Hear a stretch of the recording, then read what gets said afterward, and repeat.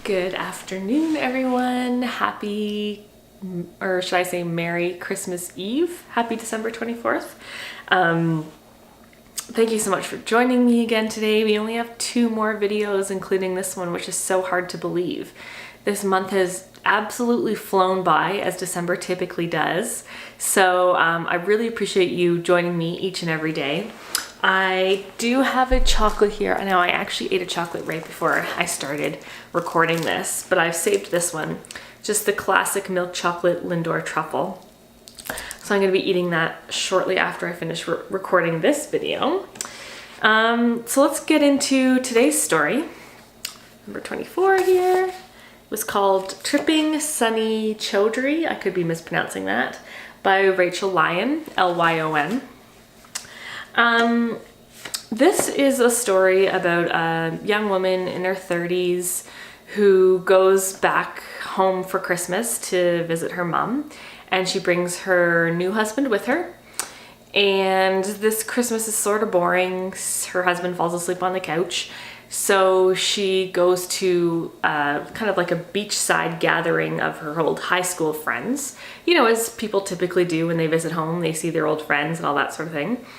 And when she's at this bonfire, she spots her ex-boyfriend, Sean, who sounds like he was a bit of a, I wouldn't say bully, but, you know, kind of one of those kids who, one of the bad kids, you know, he smokes and gets kicked out of school for various reasons and whatever. So she spots her ex-boyfriend at this bonfire, and she overhears him telling this story about the worst thing he's ever done. And he describes the worst thing he's ever done as tripping Sunny in the hallway. And Sunny kind of sounds like one of the, you know, nerdy kids. He's walking with a big stack of books, and Sean trips him in the middle of the hall.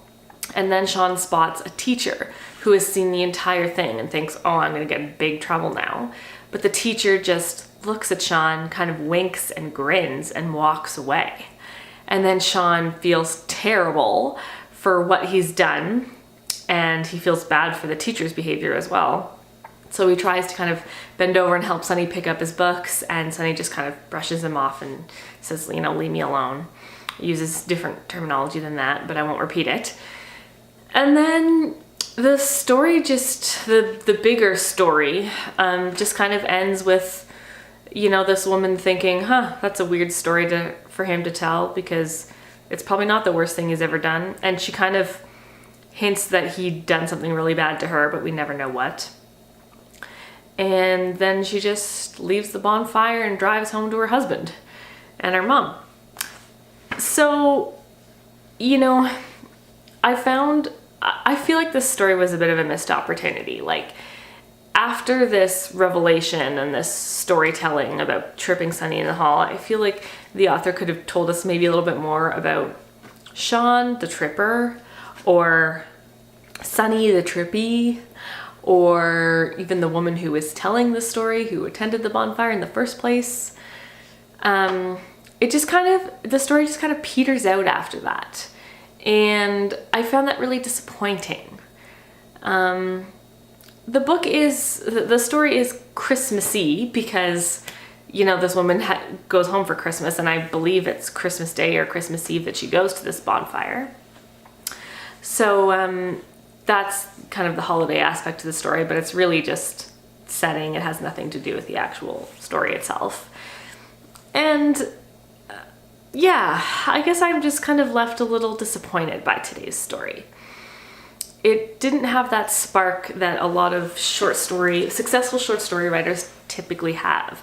So, you know, a lot of short story collections that I'll read, I'll enjoy them because it'll be something similar to this, where it'll be, you know, some interesting incident will have occurred. But then, you know, the story will finish off with some, like, epiphany that the character has had, or some really interesting observation that they've made about what they've just thought about, or like something like that. And nothing really happened in this story after the tripping, which was really disappointing. So yeah, I'm a little like so-so on today's story, unfortunately. I'm not sure there's much else to say. Everyone's probably super busy today anyways. You might be watching this video like on December 29th, who knows. But I'll speak with you tomorrow on Christmas Day for our last video. And I want to wish everyone a Merry Christmas Eve tonight. I hope you have so much fun with your friends and family and loved ones. And I will speak with you probably after all the presents have been ripped open here in the morning. And once I've read my 25th story, which feels quite thin. So we'll see what it's actually about.